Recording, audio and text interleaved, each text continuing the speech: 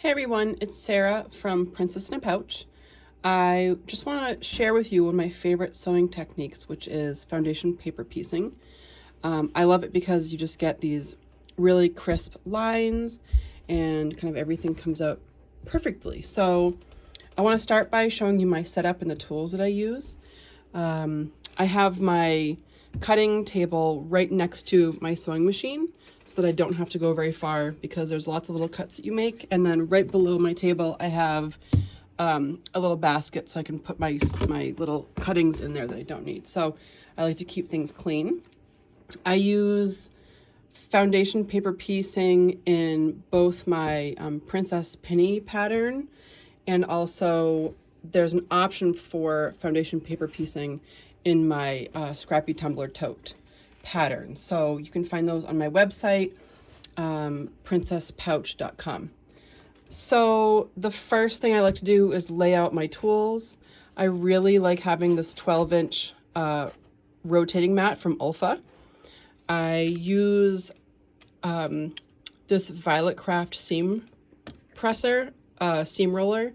I use this instead of ironing in between each step because it actually, I think it saves me time and it keeps your seams nice and pressed. I like to use this 1x12 ruler from OLFA. It's actually 1 1/4 inch by 12.5 inches, but it's called the 1x12. And then I use this 28 millimeter rotary cutter from OLFA to make the little cuts. Also, I will use my old Fiskars scissors to cut out the pattern before I start sewing. So that is my tool situation over there. And then coming over to my sewing machine, when I go to actually sew the fabric through the paper, I put my machine on a stitch length of 1.5. I think mine actually goes smaller than that, but I just don't think that's necessary. So 1.5, some people have 1.8, but it's definitely a smaller stitch length than you would normally have it set at for regular sewing. So those things are very important. And then next up, I will show you the first steps in foundation paper piecing. All right, so I'm gonna try to actually do this in real time for you. The first, and I think most important thing to do once you print out your pattern is to check your test square. So use a clear ruler to make sure that is exactly 1 inch, because if it's not, if your printer prints this out a little bit differently than the pattern was intended, that could mess things up for you. So make sure that this is 1 inch exactly square. So after you do that, go ahead and cut out your pattern. And of course you want to choose your fabrics. So for this pattern, I'm going to use 1, 2, 3, 4 and different prints. And I'm going to use the same print on 5 and 6, and then the same print on 7 and 8. I like to use scraps. I definitely like to use as little fabric as possible for this. I've seen, people using big scraps of fabric and kind of wasting a lot, and it drives me nuts. So the technique that I use will help you to understand how to cut more efficiently. And really end up with very little waste. So, okay, so here's my plan.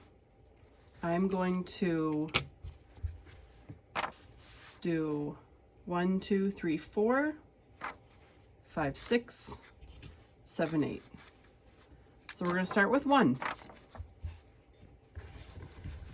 So here's my one fabric. So if you have a really complicated pattern, and you're not sure, you have like little pieces, you can actually go in and color code your pieces here. So what the fabric I'm choosing for 1 will actually, when you turn over, will be face up on this side. So you want the wrong side of your fabric to be on the wrong side of the paper. Now the first piece you start with, number 1, is going to be the trickiest piece.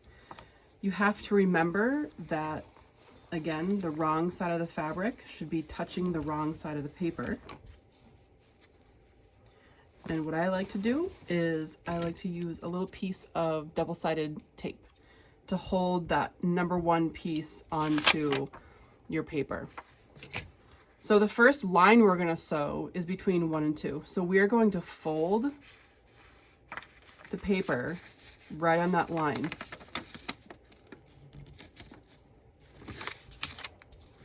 Crease it, and then open it back up. Now what we want is we want our fabric to be at least a 1/4 inch bigger than this triangle. So when you're cutting these pieces, especially if you want to be efficient, you have to make sure the wrong side, this is just for one, you have to make sure the wrong side of the fabric is touching the wrong side of the paper. And you want to line it up so that this fabric is at least a 1/4 inch. I like to give a 1/2 inch just to be, you know, just to be safe. So you want to check all of your sides. And then I like to fold it over again on that creased line and use my ruler.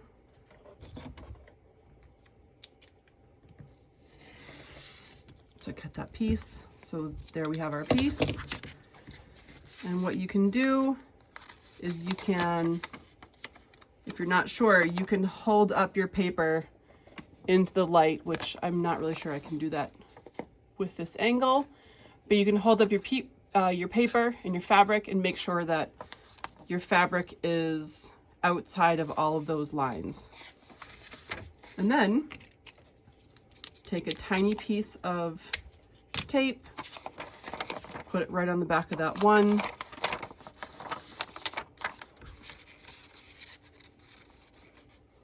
Stick it to your fabric. So again, I double check like 3 times, maybe more. So we have our seam allowance on that side. We have a seam allowance on that side and on that side. Okay, so there's our first piece. So when we fold this, we turn the paper over, there is the right side of the fabric showing. All right, so let's make our first, we made our first cut, let's make our second cut essentially. So we have to have 2 pieces in order to sew together. So again, we're going to need a piece of fabric that covers this space and at least a 1/4 inch, if not a 1/2 inch, on all sides of this piece right here, this shape. So what I like to do is again, fold it over on the line you're going to sew, which is just from here to here. Fold it over, and you can see through the paper, you can see your shape. You can see the shape that you need to cover with fabric. So remembering that when you're sewing fabric, you need to sew right sides together. Now you're putting your fabric, and for the rest of the time, you're going to put your fabric face up on your workspace. Okay? Because you're having right side and right side together. So what I like to do for this is I like to kind of eyeball it. I know my piece is about this long, so I'm going to place this about here. Now here's my point. I need to make sure that there's at least a 1/4 inch on that side. There is. I need to make sure there's at least a 1/4 inch on this side. So what I'm going to, and also we'll check this side. There has to be at least a 1/4 inch below this line right here. So let's just check, yes. Okay, so now what I'm going to do is I'm just going to, here's my point. I'll use my finger to kind of guide. I will just kind of free cut this piece. I will do my best to keep these together. You can again use your light to kind of double check that that is aligned. I will take this over to my sewing machine. I will open up my paper, keeping your fabric aligned, and I will put my needle in right here and sew this line until right that point. And make sure your machine is set to a very short stitch length. So I use 1.5. Your machine might be 1.8, but you're gonna sew from here to here, and that's it. No back tacking, just a straight stitch. So here we go, we're at the machine. I'm gonna unfold my paper. I'm gonna put my needle in right there and sew just until there.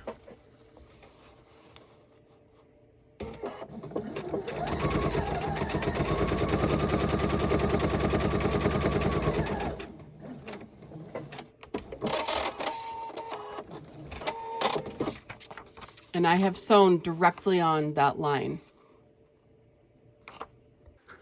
Here we are back at my sewing table. I've sewn on this line.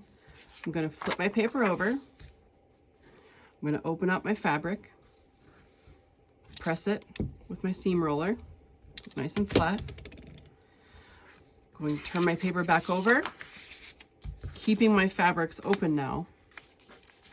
And now we're going to work on the next line, so between 2 and 3. So again, I'm going to fold right on that line, crease it.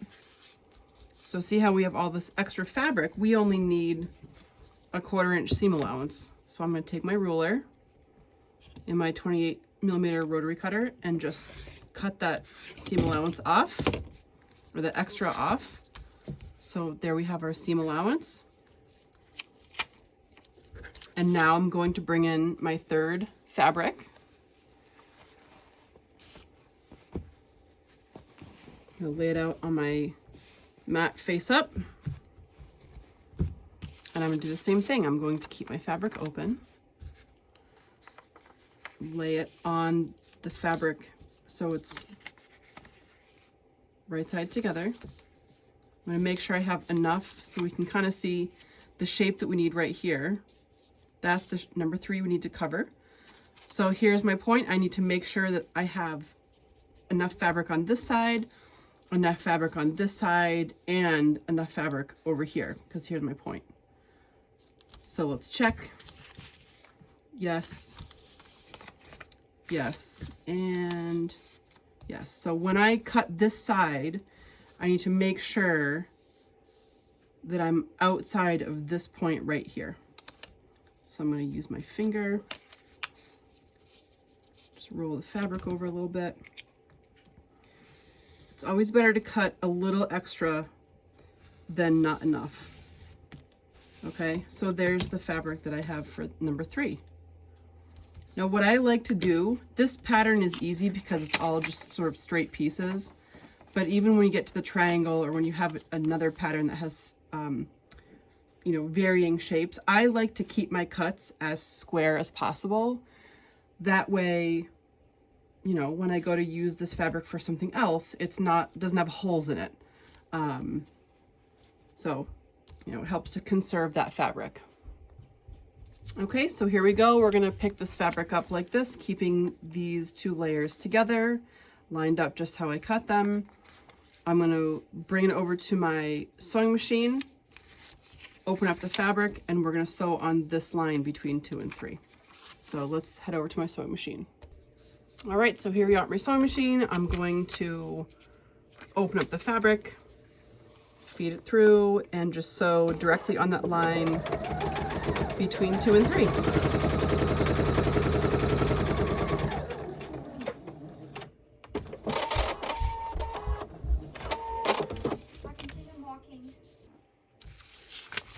Okay, so we've sewn on that line, and now we're back at the cutting mat. We're going to turn the paper over. We're going to press our fabric open.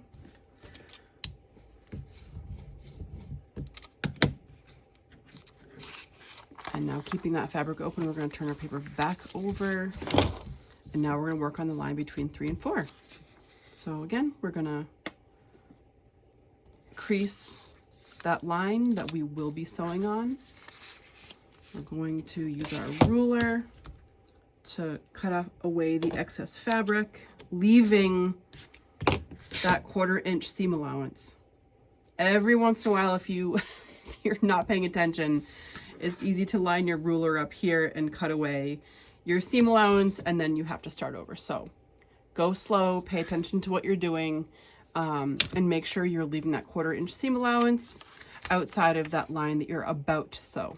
Okay, so now we're going to bring in our number 4 fabric. Lay it out face up on your cutting mat. And right here you can see the shape is going to be a triangle.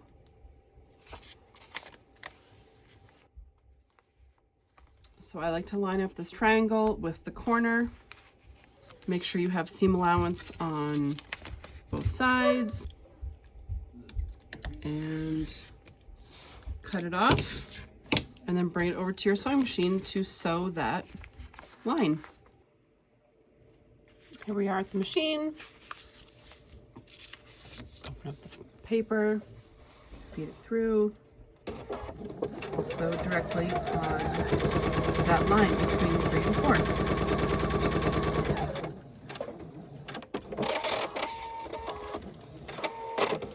And then bring it back to the cutting table. So we have our sewn line. Once again, we will turn this over.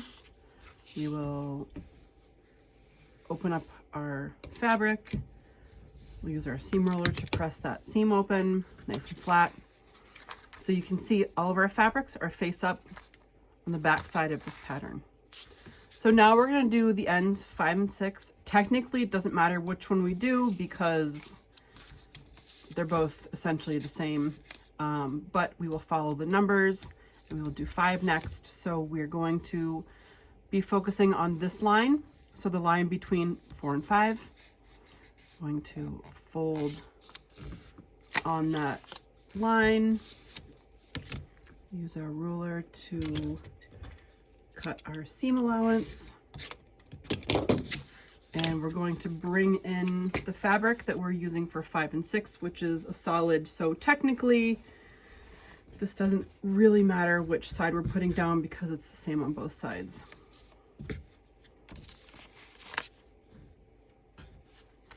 But again, kind of we're eyeballing, you know, we want the fabric to cover this shape with a 1/4 to 1/2 inch seam allowance on all sides.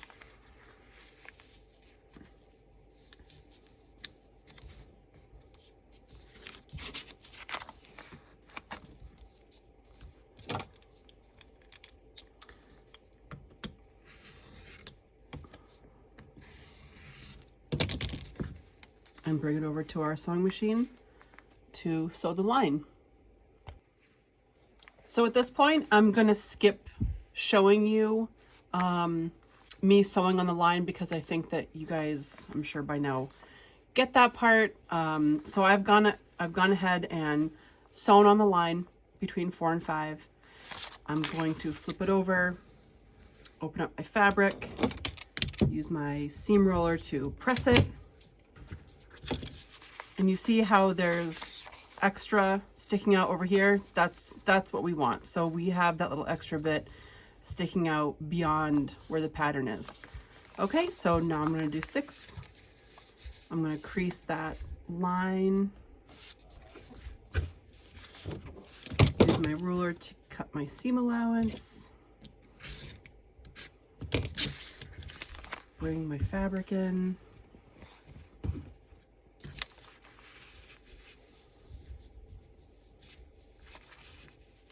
Actually, I wonder if this is wide enough. I bet it is. Yep.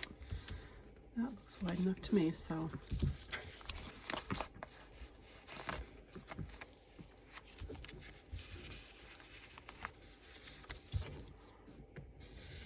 Again, just making sure that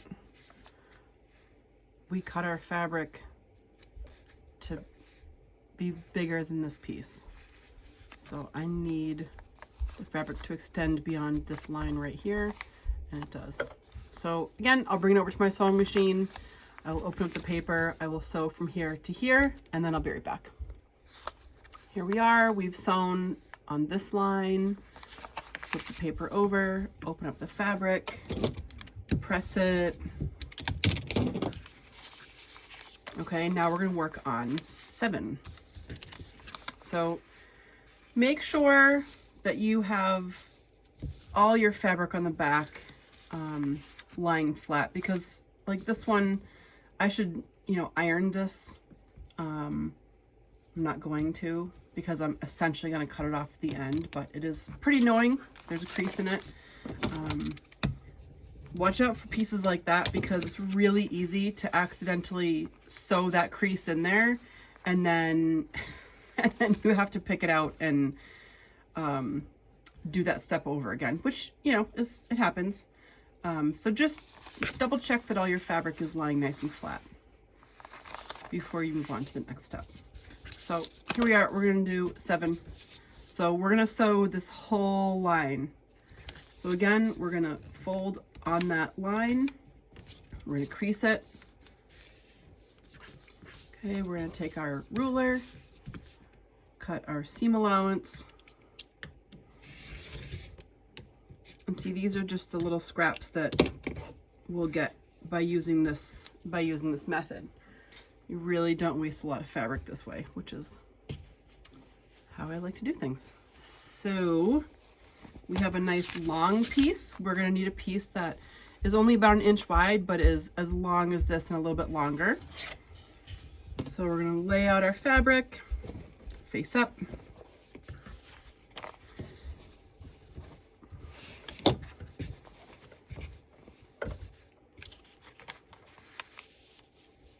I'm probably just going to cut the whole length of this because it's easier for me.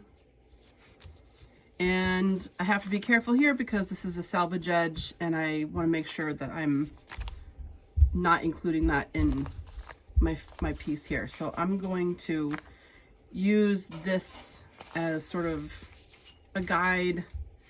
And I'm going to cut it all the way out here.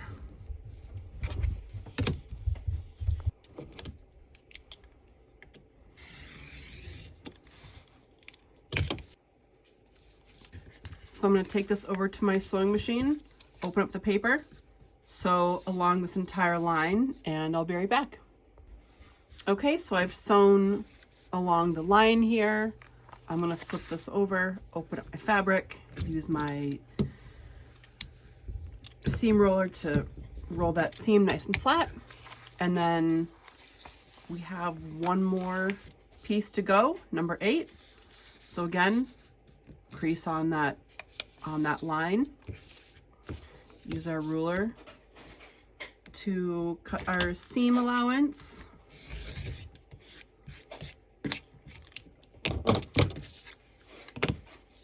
Bring our fabric in.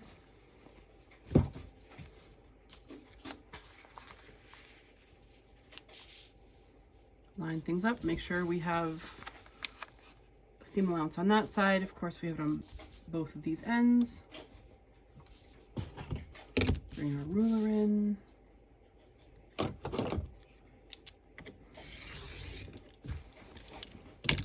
And again, keeping those 2 layers together, we're going to bring it to the machine, open up the paper, and sew on that final line. And I'll be right back. Okay, here we are, final step. I have sewn along this line. We're going to open up our fabric, press, and at this point our foundation paper piece is almost done. What we do now is we take our ruler and we are going to trim this piece down exactly to that line, the outside line of the template. So we're going to trim this up.